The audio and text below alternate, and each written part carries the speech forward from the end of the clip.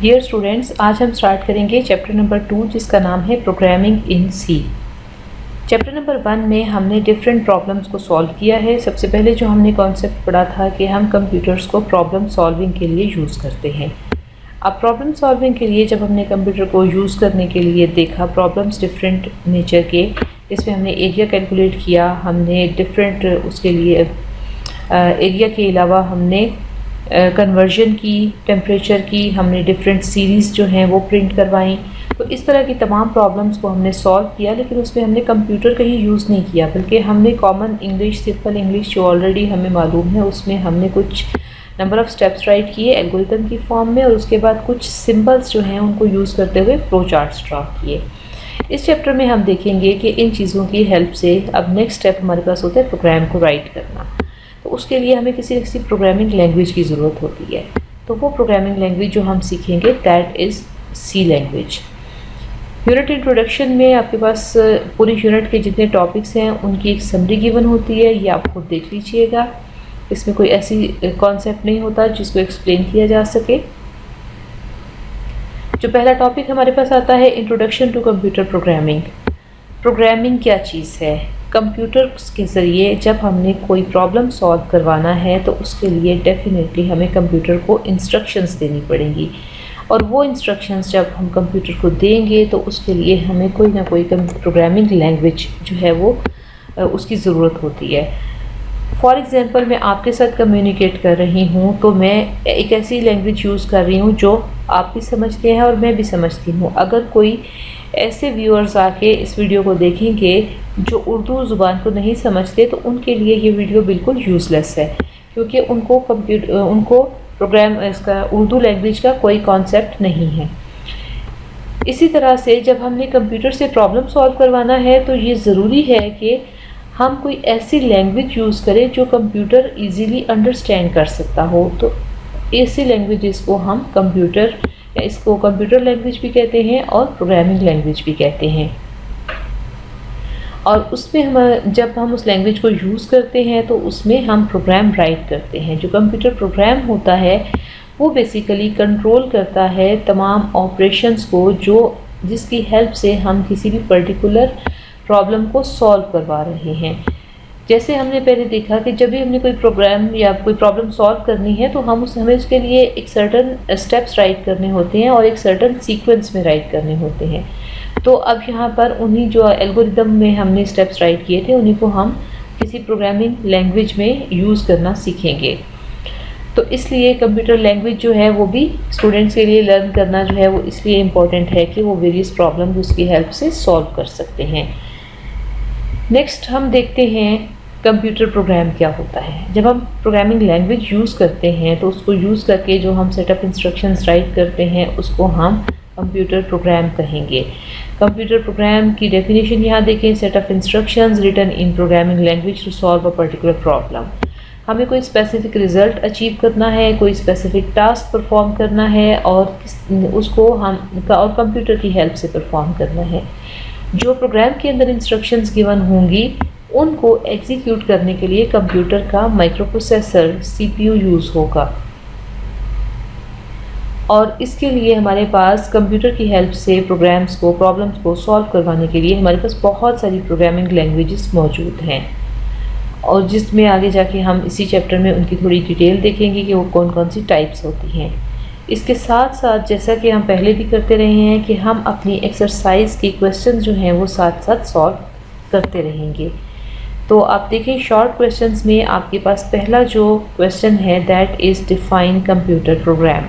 तो computer program की 2 definitions यहाँ पर आपको मिल गई हैं। ये मैंने बता दिया कि ये क्वेश्चन नंबर 2 का पार्ट 1 है, और इसको आप यहाँ पर ये वाली लाइन भी इसके आंसर में राइट कर सकते हैं, और उसके साथ साथ ये वाली भी इसमें आप ऐड कर लें तो कंप्लीट आपके पास इंफॉर्मेशन जो है वो कवर हो जाती है कि computer program set of instructions है और प्रोग्रामिंग लैंग्वेज को यूज़ करते हुए हम इसको राइट करते हैं और उसके ज़रिए हम पर्टिकुलर प्रॉब्लम को सॉल्व करवाते हैं। तो ये हमारे पास उम्मीद है कंप्यूटर प्रोग्राम का कॉन्सेप्ट आपको क्लियर हो गया होगा। उसके बाद हम देखते हैं कि अब इन कंप्यूटर प्रोग्राम्स को हम राइट करेंगे तो कैसे राइट करेंगे, उसके लिए डेफिनेटली हमें प्रोग्रामिंग लैंग्वेजेस चाहिए। और प्रोग्रामिंग लैंग्वेजेस में जिस लैंग्वेज को हम स्टडी करने लगे हैं उसका नाम है सी लैंग्वेज। इसके अलावा भी बहुत सी लैंग्वेजेस मौजूद हैं जिनको हम अभी थोड़ी ही देर में नेक्स्ट टॉपिक में उनके नाम पढ़ेंगे, और उसके बाद नेक्स्ट वीडियो में हम उन प्रोग्रामिंग लैंग्वेजेस के बारे में थोड़ा सा डिटेल से देखेंगे कि इतनी ज़्यादा लैंग्वेजेस की हमें ज़रूरत क्यों पेश आती है और किस लैंग्वेज की क्या स्पेसिफिक फ़ीचर्स हैं जो हमें हेल्पफुल होते हैं उस टाइप के प्रोग्राम्स राइट करने के लिए। फ़िलहाल हम जनरल बात करेंगे कि कोई भी प्रोग्रामिंग लैंग्वेज जो है उसमें हमारे पास दो चीज़ें होती हैं, एक उसका सिंटैक्स और एक उसका सिमेंटिक। अब देखते हैं ये सिंटैक्स और सिमेंटिक क्या चीज़ है। सिंटैक्स बेसिकली आप कह सकते हैं कि दीज आर ग्रामेटिक रूल्स। आप किसी भी लैंग्वेज की जब बात करते हैं, जैसे आपने बहुत इब्तदाई जो है आपकी क्लासेस हैं उसमें सबसे पहले आपने उर्दू और इंग्लिश लैंग्वेज को राइट करना सीखा, तो उसमें आपने देखे कि इनिशियली आपने सबसे पहले अल्फ़ाबेट्स इंग्लिश के सीखे, ABC, इस तरह उसमें आपने ये लर्न किया कि इसमें कैपिटल लेटर्स होते हैं, स्मॉल होते हैं। इसी तरह जब आपने उर्दू लैंग्वेज सीखनी, उर्दू ज़ुबान सीखने की आपने उसको पढ़ना शुरू किया तो आपने उर्दू के हरूफ़ तहज्जी जो है वो सीखे, और उसके बाद उन हरूफ़ तहज्जी को एक ख़ास शक्ल के साथ जब आप जोड़ते हैं तब ही कोई मीनिंगफुल लफ्ज़ बनता है आपके पास। लेकिन इसी तरह से आपके पास अगर आप उनको उस ख़ास तरतीब से उन रूल्स एंड रेगुलेशंस के तहत नहीं लिखेंगे तो वो अल्फाज सही नहीं बनेंगे और उनका मतलब उस तरह से वाज़ेह नहीं होगा जो आप किसी लैंग्वेज के ज़रिए कन्वे कर सकते हैं। बेसिकली एक ज़ुबान या लैंग्वेज क्या चीज़ होती है, that is mean of communication, कि आप एक इन्फॉर्मेशन एक पर्सन से दूसरे पर्सन तक कन्वे करना चाहते हैं। अब दोनों पर्सन्स की लैंग्वेज जो है वो सेम होनी चाहिए। इसी तरह से अब हमने अगर कंप्यूटर से वो टास्क परफॉर्म करवाना है तो एज ए ह्यूमन बीइंग हमें अंडरस्टैंड करना पड़ेगा कि हम कंप्यूटर को कंप्यूटर की लैंग्वेज में इंस्ट्रक्शंस प्रोवाइड करें। तो अब इस तरह कंप्यूटर की कोई भी जो लैंग्वेज हम देखेंगे उसमें उसका सिंटैक्स जो है उसके दो पार्ट्स होंगे, एक प्रोग्रामिंग लैंग्वेज के, एक सिंटैक्स होगा और एक सिमेंटिक होगा। Syntax refers to the programming language according to rules. ये आपके पास बेसिकली सेट ऑफ रूल्स होते हैं according to which the statements of program are to be written, जिसके मुताबिक हम कोई भी किसी भी प्रोग्राम की स्टेटमेंट्स को राइट करते हैं। सिंटैक्स बेसिकली आप कह सकते हैं ग्रामेटिक रूल्स हैं। जैसे उर्दू में, इंग्लिश में हम कहते हैं like this is a computer, this is a book. अब ये नहीं कि अगर आपके पास एक किताब है तो आप ये नहीं कह सकते कि दिस आर अ बुक। आप कह सकते हैं I am a boy, I am a girl. आप ये नहीं कह सकते I are a boy, I is a boy, I is a girl. ये वर्ड आप यूज़ नहीं कर सकते, आपको सुनने में भी थोड़े से ये ऑड लगेंगे वर्ड्स। चाहे आपको इन डेप्थ उनके मीनिंग ना मालूम हो कि आप एम क्यों यूज़ कर रहे हैं, इस क्यों नहीं यूज़ कर सकते, लेकिन आपने लैंग्वेज के अंदर, क्योंकि ये नेचुरल लैंग्वेजेस है ना, इन नेचुरल लैंग्वेजेस में आप ऐसी चीज़ें होती हैं जिनको आप अपने एनवायरनमेंट से लर्न करते हैं। लेकिन कंप्यूटर में ऐसा नहीं होगा, बल्कि हमने जो भी लैंग्वेज सीखनी होगी हमें प्रॉपर उस लैंग्वेज का सिंटैक्स, उसके सिमेंटिक्स, उसकी वो सब चीज़ें स्टडी करनी पड़ेंगी। तो syntax of programming language is similar to grammar of natural language. तो नेचुरल लैंग्वेज की मैंने आपको एग्जांपल दी, जैसे इंग्लिश, उर्दू, ये हमारे पास English, Urdu, French, German, different languages, Arabic, ये सारी नेचुरल लैंग्वेजेस हैं। तो हर ज़ुबान की अपने अपने कुछ रूल्स एंड रेगुलेशंस हैं जिनको हमें जो है वो फॉलो करना ज़रूरी होता है। एक और एग्जांपल छोटी सी आपको दे देती हूँ। जैसे आप देखें कि उर्दू में आपके पास हर जो चीज़ें होती हैं वो भी मुअन्नस और मुज़क्कर होती हैं, जबकि इंग्लिश में ऐसा नहीं होगा।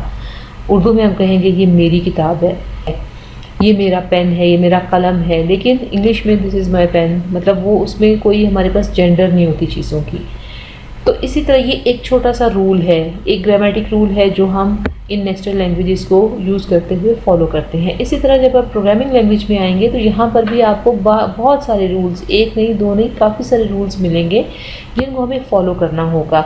तो वो तमाम चीज़ें सिंटैक्स कहलाएंगी, और अगर हम उस रूल को फॉलो नहीं करेंगे तो हमारा कंप्यूटर प्रोग्राम सक्सेसफुली एग्जीक्यूट नहीं होगा, सक्सेसफुली वो टास्क परफॉर्म नहीं करेगा, उस प्रॉब्लम को सॉल्व नहीं कर सकेगा जिसके को सॉल्व करने के लिए हमने वो प्रोग्राम राइट किया था।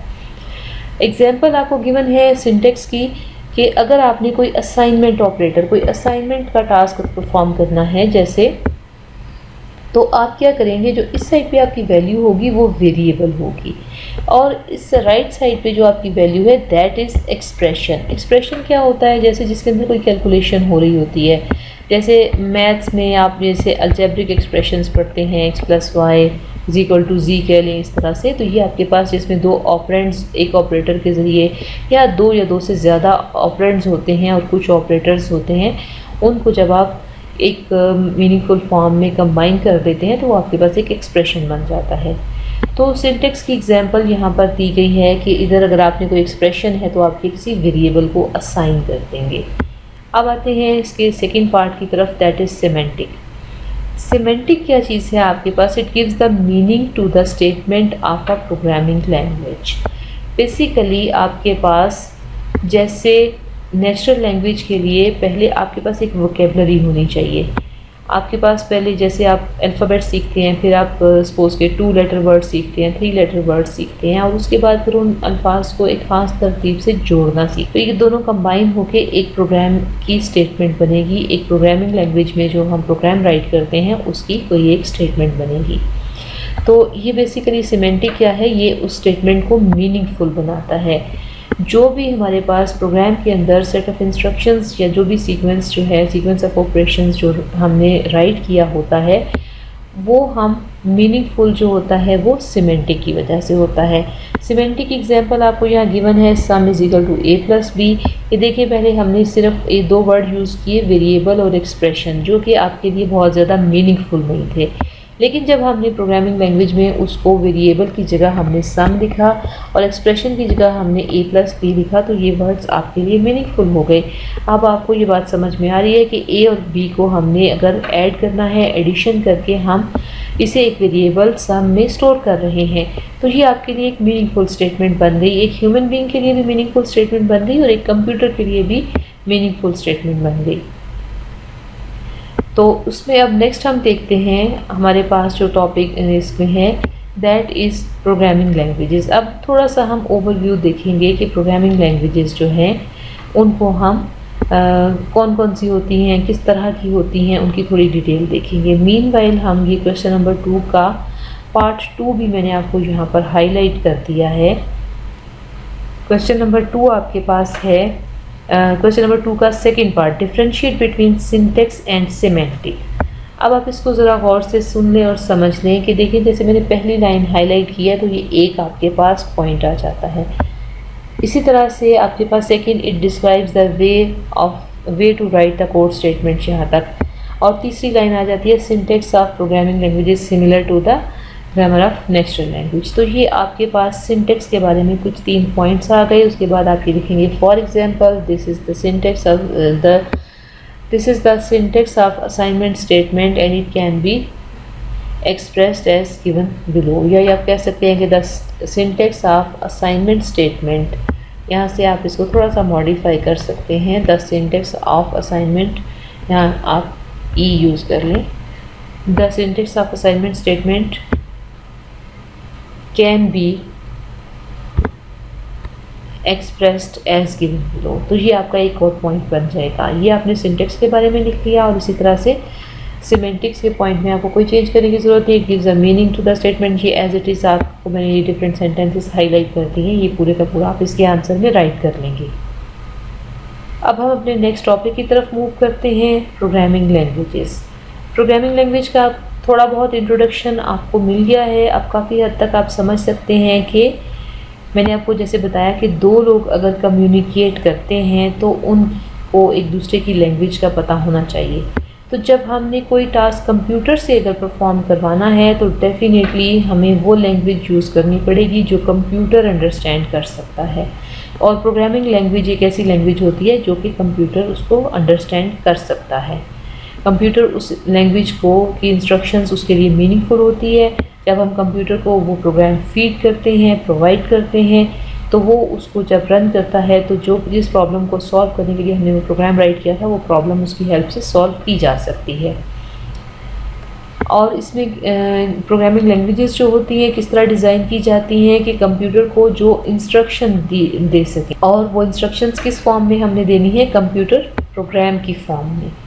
और इसलिए आप देखें कि हमारे पास देखेंगे डिफरेंट प्रोग्रामिंग लैंग्वेजेस यूज़ होती हैं। हम उनको सबसे पहले ना उनकी कैटेगरीज देखते हैं कि उनको हम दो तरीके से कैटेगराइज कर सकते हैं, लो लेवल लैंग्वेजेस और हाई लेवल लैंग्वेजेस। अब देखते हैं कि ये दोनों क्या चीज़ हैं। लो लेवल लैंग्वेजेस बेसिकली आपके पास मशीन ओरिएंटेड लैंग्वेजेस होती हैं। अभी जैसे मैंने आपको बताया कि हमने अगर कंप्यूटर से कोई टास्क परफॉर्म करवाना है तो हमें ऐसी लैंग्वेज में इंस्ट्रक्शंस देनी पड़ेंगी जो कंप्यूटर अंडरस्टैंड कर सकता है। तो लो लेवल लैंग्वेजेस जो हैं वो आपके पास कंप्यूटर के अंडरस्टैंडिंग के बहुत ज़्यादा करीब तरीन होती हैं, और ह्यूमन बीइंग के लिए थोड़ा सा डिफ़िकल्ट होता है, इम्पॉसिबल नहीं है लेकिन थोड़ा डिफ़िकल्ट होता है कि वो लो लेवल लैंग्वेज को अंडरस्टैंड करें, उसमें प्रोग्राम्स राइट करें। लेकिन उसमें हम प्रोग्राम्स राइट करते हैं, उसको समझते हैं, अंडरस्टैंड करते हैं। फॉर एग्जांपल असेंबली लैंग्वेज उसकी एक एग्जांपल है आपके पास, ये असेंबली लैंग्वेज। इसमें हमारे पास जो है कुछ कॉमन इंग्लिश लाइक जो है वो स्टेटमेंट्स भी होती हैं, और उसके अलावा कुछ ऐसे कोड्स भी होते हैं जो कि किसी हद तक मशीन के ज़्यादा करीब हैं, मशीन लैंग्वेज के ज़्यादा करीब हैं। तो इसलिए इसको हम लो लेवल लैंग्वेज कहते हैं। लो लेवल लैंग्वेज में हमारे पास जो है दो लैंग्वेजेस आती हैं, एक मशीन लैंग्वेज और एक असेंबली लैंग्वेज। अब मशीन लैंग्वेज क्या चीज़ है, सबसे पहले हम उसको देखेंगे। मशीन लैंग्वेज बेसिकली वो लैंग्वेज है जो कंप्यूटर की अपनी लैंग्वेज है, अपनी ज़ुबान है। कंप्यूटर इसको डायरेक्टली अंडरस्टैंड करता है। डायरेक्टली और इनडायरेक्टली से क्या मुराद है? डायरेक्टली जैसे मैं आपसे उर्दू में बात कर रही हूँ, अगर उर्दू के आप नेटिव स्पीकर हैं तो आप डायरेक्टली मेरी बात को अंडरस्टैंड कर रहे हैं। लेकिन अगर मैं आपसे फ़्रेंच लैंग्वेज में बात करूँ और आपको फ़्रेंच लैंग्वेज नहीं आती, तो फिर हमें बीच में कोई ऐसा ट्रांसलेटर, कोई तर्जुमान चाहिए होगा जो मेरी कही हुई बात को आपकी ज़ुबान में ट्रांसलेट करे। अगर मैं फ़्रेंच में कोई सेंटेंस बोलती हूँ वो उसे उर्दू में ट्रांसलेट करे और आपको बताए। और इस तरह से जब आप मुझे उस बात के रिस्पॉन्स में कोई इन्फॉर्मेशन देना चाहें तो वो आपका उर्दू का सेंटेंस सुने, उसे फ़्रेंच में ट्रांसलेट करे और फिर वो मुझे बताए। तो ये बेसिकली एक इनडायरेक्ट कम्युनिकेशन है। तो कंप्यूटर से हम इस तरह भी कंप्यूटर जो है वो लैंग्वेजेस को अंडरस्टैंड करता है, लेकिन मशीन लैंग्वेज ऐसी है कि जिसमें किसी ट्रांसलेटर की ज़रूरत नहीं, कंप्यूटर्स को डायरेक्टली अंडरस्टैंड कर लेगा। और डायरेक्टली अंडरस्टैंड कर सकता है तो फिर इसमें इम्पॉर्टेंट चीज़ ये है कि ये हर कंप्यूटर के आर्किटेक्चर के मुताबिक, यानी आर्किटेक्चर क्या होता है कंप्यूटर का, उसका हार्डवेयर, उसके डिफरेंट कंपोनेंट्स उनके मुताबिक होती है। और फिर ये हर कंप्यूटर हर मशीन के लिए स्पेसिफिक होती है। अगर आपने किसी एक ख़ास मशीन के लिए एक मशीन लैंग्वेज में कोई प्रोग्राम किसी तरीके से राइट किया है तो वही प्रोग्राम एक दूसरे कंप्यूटर पे दूसरी मशीन के लिए बिल्कुल भी अंडरस्टैंडेबल नहीं है, क्योंकि मशीन लैंग्वेज कंप्यूटर के आर्किटेक्चर, उसके अंदर जो आपके पास माइक्रो प्रोसेसर लगा हुआ है, किस तरह के रजिस्टर्स यूज़ हुए हैं, कैशे किस तरह की है, मेमोरी किस तरह की है, थोड़े बहुत आपने ये कंपोनेंट्स का नाम थोड़ा बहुत पढ़ा है 9th क्लास में, डिटेल से कुछ आपने कंप्यूटर आर्किटेक्चर के बारे में देखा है, तो आप किसी हद तक आपको वो चीज़ें याद होंगी कि कंप्यूटर आर्किटेक्चर है क्या। तो वो इंस्ट्रक्शंस आपने मेमोरी का देखा कि किस तरह एड्रेस बस होती है, डिफरेंट बसेस हैं, वो कंप्यूटर के डिफरेंट कंपोनेंट्स को एक दूसरे से कनेक्ट कर रही हैं। तो वो सारी कम्युनिकेशन जो है वो कंप्यूटर का आर्किटेक्चर कहलाता है, और उस आर्किटेक्चर में सारी इंस्ट्रक्शंस कंप्यूटर की मशीन लैंग्वेज दूसरे कंप्यूटर के लिए मीनिंगफुल नहीं होगी। और मशीन लैंग्वेज का क्या आपके पास इंपॉर्टेंट फीचर है कि it consist of zeros and ones. और तीसरा इम्पॉर्टेंट पॉइंट क्या है कि हमारे पास बात लास्ट इसमें इम्पॉर्टेंट इन्फॉर्मेशन के ह्यूमन बींग्स के लिए आलमोस्ट या नियरली इम्पॉसिबल है कि वो मशीन लैंग्वेज में कोई भी कोड राइट करें, कोई भी प्रोग्राम राइट करें। उसकी रीज़न यही है कि ये डिफ़िकल्ट है, बिल्कुल completely binary language, binary format में, यानी ज़ीरोज़ और वंस की फॉर्म में होती है। Therefore practically no programming is done in machine language. Instead, assembly language and high level languages are used. तो फिर हम क्या करते हैं, हमने तो कंप्यूटर से प्रॉब्लम सॉल्व करवाने हैं, तो उसके लिए फिर हम जो लैंग्वेजेस यूज़ करते हैं those are assembly language and other high level languages, जिनको हम बाद में देखेंगे। सबसे पहले हम देखते हैं असेंबली लैंग्वेज क्या चीज़ है। असेंबली लैंग्वेज में हमारे पास सिंबॉलिक कोड्स होते हैं जिनको हम निमोनिक्स कहते हैं। ये सिंबॉलिक कोड्स होते हैं और यहाँ पर एम साइलेंट है, इसको आपने निमोनिक्स पढ़ना है। तो इस तरह की हमारे पास कुछ इंस्ट्रक्शंस होती हैं और इसकी हेल्प से, इन इंस्ट्रक्शंस की हेल्प से हम इजीली कंप्यूटर प्रोग्राम्स जो हैं वो राइट कर सकते हैं। The abbreviation used in assembly language make it easier to learn and write the program. अब कुछ एब्रीवेशंस होती हैं जैसे असेंबली लैंग्वेज की, फॉर एग्जांपल एक इंस्ट्रक्शन है आपके पास, हम कहते हैं ऐड ए कॉमा बी। अब ये असेंबली की एक इंस्ट्रक्शन है असेंबली लैंग्वेज की। तो इसका मतलब क्या है कि जो आपके पास एक्यूमुलेटर रजिस्टर में कंटेंट पड़े हैं, जो इन्फॉर्मेशन पड़ी है और जो बेस रजिस्टर में पड़ी है, उन दोनों को ऐड करके एक्यूमुलेटर रजिस्टर यानी ए के अंदर स्टोर कर दे। अब इस इंस्ट्रक्शन को अगर मैं आपके लिए एक्सप्लेन ना करूं तो आप ऐड ए कॉमा बी से आपके जहन में कोई मैथमेटिकल कॉन्सेप्ट एक आ सकता है कि ए और बी कोई दो वेरिएबल हैं जिनको ऐड कर रहे हैं, जबकि ऐसा नहीं है। और इसमें देखें कि आप हमेशा आप इसको ऐड बी कॉमा ए नहीं कर सकते, ये इसके लिए रिस्ट्रिक्शन है। जबकि आम वेरिएबल्स अगर हों तो आप ए प्लस बी लिखें या बी प्लस ए लिखें, कोई फ़र्क नहीं पड़ता। लेकिन यहाँ पर बहुत फ़र्क पड़ता है बिकॉज एक्यूमुलेटर रजिस्टर जो है, आपने 9th क्लास में थोड़ा बहुत ये पढ़ा है कि ये ऐसा रजिस्टर है कि जहाँ भी कैलकुलेशन होती है रिज़ल्ट आके एक्यूमुलेटर में ही स्टोर होता है। तो आपको ए पहले लिखना होगा और बी बाद में लिखना होगा, और उसके बाद एक्यूमुलेटर के अंदर जो है वो कंटेंट्स ओवरराइट हो जाएंगे इस इंस्ट्रक्शन के बाद। बहरहाल हम असेंबली लैंग्वेज की डिटेल में इससे ज़्यादा नहीं जाएंगे। तो अब देखें कि ये थोड़ी सी ह्यूमन फ्रेंडली है, हाई लेवल लैंग्वेज के करीब है, इंग्लिश लाइक है, लेकिन इतनी भी जो है वो यूज़र फ्रेंडली नहीं है कि वो इतनी सेल्फ एक्सप्लेनेटरी हो के आप इसकी डिटेल पढ़े बगैर इसको बहुत ज़्यादा ईजीली अंडरस्टैंड कर सकते हैं। तो इन एब्रीवेशन की हेल्प से हम डिफरेंट जो हैं प्रोग्राम्स राइट करते हैं, और लेकिन ये मशीन लैंग्वेज की निस्बत आपके लिए आसान है। मशीन लैंग्वेज में प्रोग्राम राइट करना नियरली इम्पॉसिबल है। तो असेंबली लैंग्वेज में आपके पास आप थोड़ा कॉम्प्लिकेटेड इसका स्ट्रक्चर हो सकता है, थोड़ी सी कम्प्लेक्स स्टेटमेंट्स हो सकती हैं, लेकिन बहरहाल इसमें हम इजीली प्रोग्रामिंग जो है वो कर सकते हैं। बस हमें जो प्रोग्राम राइट करने वाला, जिसको हम प्रोग्रामर कहते हैं, उस प्रोग्रामर का जो एक्सपर्टीज़ का लेवल है, स्किल्स का लेवल है, वो बहुत अच्छा होना चाहिए असेंबली लैंग्वेज में प्रोग्रामिंग करने के लिए, कोडिंग करने के लिए। प्रोग्राम को हम कोड भी कहते हैं। अब हम देखते हैं दूसरी हमारे पास जो टाइप है, that is high level language. High level languages are English oriented. ये ह्यूमन बीइंग की जो लैंग्वेज, जो नेचुरल लैंग्वेज है, उसके बहुत ज़्यादा करीब होती है। और क्योंकि इसमें इंग्लिश लाइक कॉमन जो स्टेटमेंट्स होती हैं, वर्ड्स होते हैं, वो यूज़ हो रहे हैं। जैसे आपको यहाँ एग्जांपल में दिया है, प्रिंट है, गो टू है, इफ़, एंड और इस तरह की और बहुत सी आपके पास जो हैं इंस्ट्रक्शंस यूज़ होंगी, जो कि हमें उनको रीड करने से ही पता चल जाएगा कि इसका क्या मतलब हो सकता है। इसलिए वो थोड़ी इंग्लिश ओरिएंटेड है। तो हम देखते हैं कौन सी हमारे पास बहुत सारी हाई लेवल लैंग्वेजेस हैं। कुछ की एग्जांपल दी गई है, visual basic, C, Java and Pascal. Fortran है, एडा है, इस तरह और भी बहुत सी आपके पास हाई लेवल लैंग्वेजेस हैं। लेवल लैंग्वेज का और इम्पॉर्टेंट फीचर हमारे पास क्या है कि जो प्रोग्राम्स हम हाई लेवल लैंग्वेज में राइट करेंगे, उसको मशीन लैंग्वेज में कन्वर्ट करने के लिए हमें कंपाइलर या इंटरप्रेटर की ज़रूरत है। जैसे अभी मैंने आपको फ्रेंच और उर्दू ज़ुबान की एग्जांपल दी थी, तो कहा था कि उसके दरमियान में एक तर्जुमान चाहिए होता है जो कि एक लैंग्वेज को दूसरे में कन्वर्ट करे।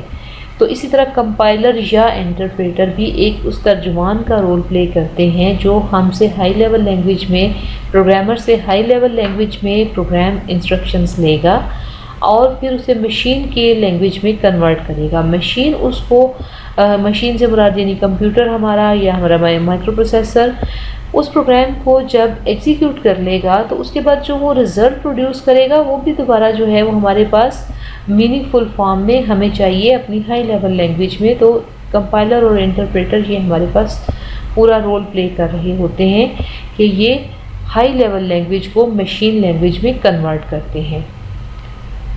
और इसके अलावा इसमें हमारे पास हाई लेवल लैंग्वेज में कोडिंग करना यानी प्रोग्राम राइट करना और डीबगिंग करना। डीबगिंग क्या होता है? बग होता है एरर। तो डीबग यानी आप एरर्स को रिमूव कैसे करते हैं, तो उन प्रोग्राम से एरर को रिमूव करना जो है वो भी हमारे लिए हाई लेवल लैंग्वेज में बहुत ज़्यादा आसान होता है as compare to assembly language. आप ये ध्यान में रखिएगा कि हम इसका कंपैरिजन हाई लेवल लैंग्वेज का असेंबली लैंग्वेज के साथ तो कर सकते हैं, लेकिन मशीन लैंग्वेज के साथ हम इसका कोई कंपैरिजन नहीं कर रहे। इसमें एक्सरसाइज का जो क्वेश्चन नंबर 3 था, 3 difference between assembly language and high level language. तो अब आप देखें कि यहाँ मैंने 3 पॉइंट्स हाईलाइट किए हुए हैं। आप ये 3 पॉइंट्स असेंबली लैंग्वेज के बारे में लिख देंगे कि इसमें निमोनिक्स यूज़ होते हैं और इसके अलावा जो है वो ईजियर टू प्रोग्राम है as compare to machine language, और उसी तरह से असेंबलर वो प्रोग्राम है जो कि असेंबली लैंग्वेज को ट्रांसलेट करता है मशीन लैंग्वेज में। और इस तरह हाई लेवल लैंग्वेज के जो आप कैरेक्टरिस्टिक्स राइट करेंगे कि इंग्लिश ओरिएंटेड है, इजी टू लर्न है, प्रोग्रामर जो है इसको आसानी से इसे यूज़ कर सकता है, आसानी से डीबग कर सकता है। और थर्ड पॉइंट वही कि पहले जैसे उसमें असेंबली लैंग्वेज में असेंबलर यूज़ होता था, तो यहाँ पर कंपाइलर या इंटरप्रेटर यूज़ होता है।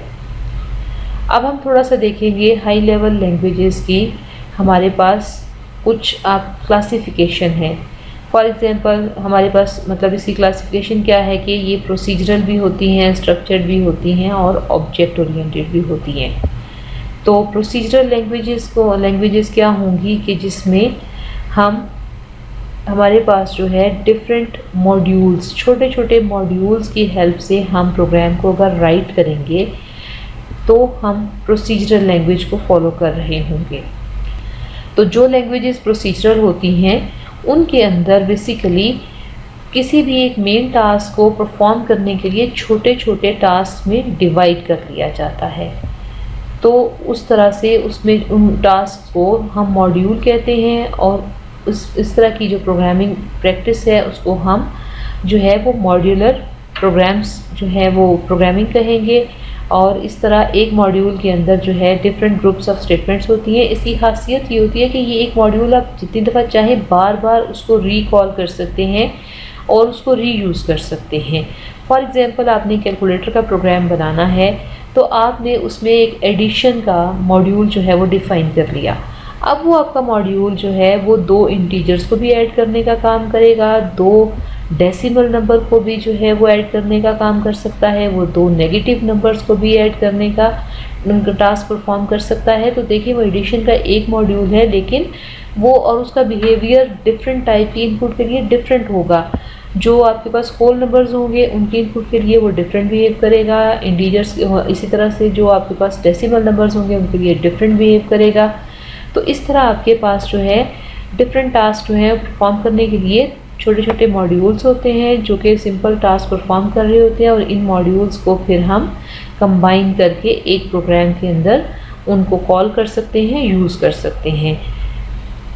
और ये चूँकि आप देखें किसी भी अगर कम्प्लेक्स प्रॉब्लम को आप छोटे छोटे हिस्सों में डिवाइड कर लें तो उसको करना आसान हो जाता है। तो इसी तरह से ये जो मॉड्यूलर प्रोग्रामिंग है इसके अंदर आपके पास प्रोसीजरल लैंग्वेजेस हैं, इसके अंदर आपके पास डीबगिंग करना बहुत ज़्यादा आसान होता है। और इसी तरीके से ये हमारे पास जो है वो बेटर प्रोग्रामिंग फैसिलिटीज़ हमें प्रोवाइड करते हैं। एग्जांपल्स में देखें कि फोर्ट्रान, पैस्कल, सी और बेसिक लैंग्वेजेस वो लैंग्वेजेस हैं जिनके अंदर ये प्रोसीजरल अप्रोच यूज़ होती है। तो इस लेक्चर में मैं यहाँ पर इसको स्टॉप करती हूँ। आगे इसकी जो दूसरी स्ट्रक्चर्ड और ऑब्जेक्ट ओरिएंटेड लैंग्वेजेस हैं ये इंशाल्लाह हम नेक्स्ट लेक्चर में देखेंगे, क्योंकि आपका लेक्चर बहुत लेंथी होगा तो हमारे पास क्वेश्चन आंसर सेशन के लिए टाइम नहीं बचेगा। तो अब आप इसको वीडियो में जो भी अगर आपको कोई प्रॉब्लम आया है तो वो आप मुझसे क्वेश्चंस पूछेंगे और फिर मैं आपकी क्यूरीज को सेटिस्फाई कर दूँगी। और इसी तरह से अगर आप वो स्टूडेंट्स जो डायरेक्टली मेरे साथ कांटेक्ट में नहीं हैं वो इसी वीडियो के कमेंट सेक्शन में भी क्वेश्चंस पूछ सकते हैं, वहाँ पर भी मैं उनको आंसर कर दूँगी। तो नेक्स्ट वीडियो में इंशाल्लाह हम नेक्स्ट जो है स्ट्रक्चर्ड लैंग्वेजेस जो है उसको और ऑब्जेक्ट ओरिएंटेड को डिस्कस करेंगे और आगे हम सी लैंग्वेज को लर्न करने का अपना जो प्रोसेस है उसको कंटिन्यू करेंगे। Till the next video, thank you very much.